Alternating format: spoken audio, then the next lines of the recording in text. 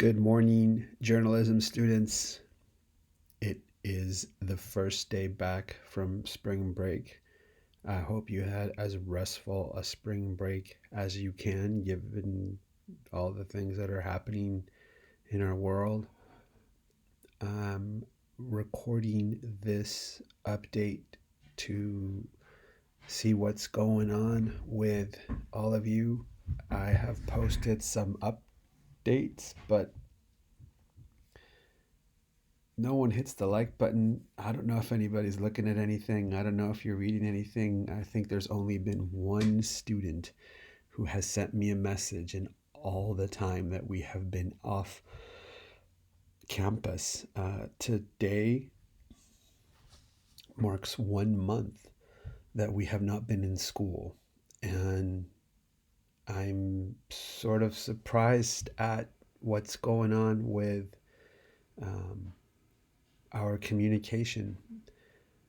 So I'll start with this. This is from the LA Times Sunday edition. Amid a crisis, students want answers. And it's a great article about what's been happening both here in Los Angeles and across our state with AP tests, with colleges, where students are concerned about what it is that is going to happen to their grades, their GPAs, and whatnot. So you're all part of the journalism class and program at Bravo. So this is a story that is very much a part of what you're all experiencing, and that to some degree, because you're part of vital signs, in fact, you all are vital signs, you should think about ways that your power as journalists can communicate this story, which is the story that a lot of students are experiencing, where they don't know what to believe or what is going to happen. The governor and the superintendent of schools say that we will be out for the rest of the school year, but our district still says we will be back May 1st. We're not sure what's going on. Teachers are also not aware. We are asking many of the same questions. So I urge you to don't give up on telling these stories. I had hoped that at least once a day or every couple of days there could be a social media posting. I'm not sure who's handling the Instagram account or the other accounts. I send posts that I see that are probably valuable or could be valuable. And some of them get shared, but the majority of them are ignored.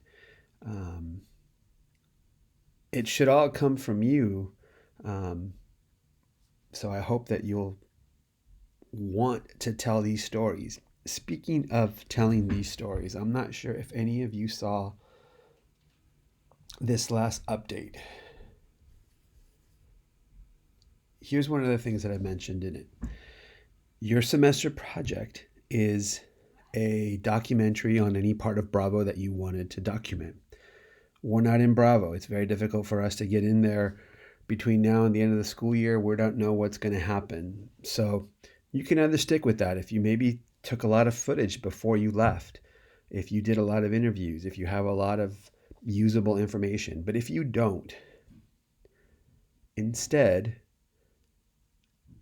I encourage you to make a documentary on what you are experiencing, what your family is experiencing. If you live in an apartment building, maybe what your apartment building is experiencing, or your very close neighborhood is going through because of these stay-at-home measures.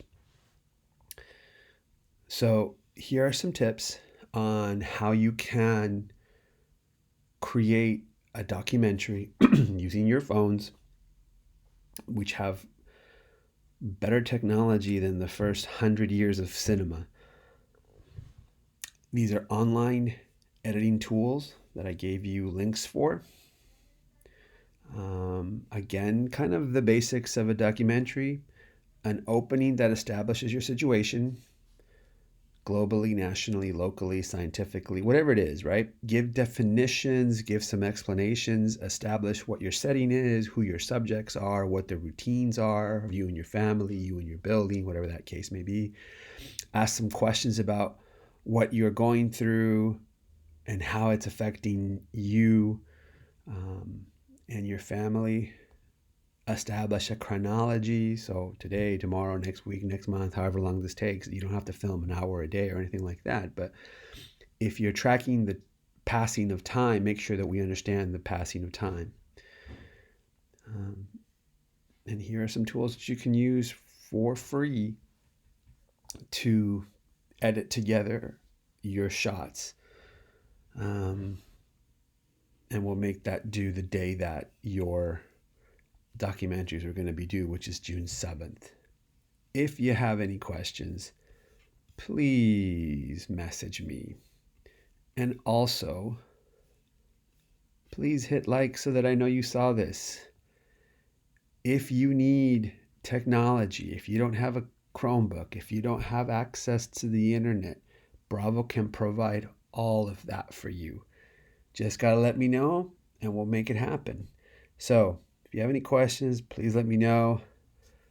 Please keep your finger on our school's pulse. If you're not there to take it, if you're not there to administer treatment, our school, our stories, our experiences don't get communicated by those who it should be communicated by, the students that are experiencing them. A lot of students are questioning what's going to happen with graduation, what's going to happen with prom, what's going to happen with grad night, what's going to happen with all sorts of things. We don't know yet. But that doesn't mean you can't post questions on the Schoology message board. You don't have a restriction about what you're trying to discover for the purpose of communicating these stories to your classmates. So again, if you have any questions, please let me know. I hope you're well. I hope you stay safe. I hope you stay healthy. I hope you stay creative. Take care.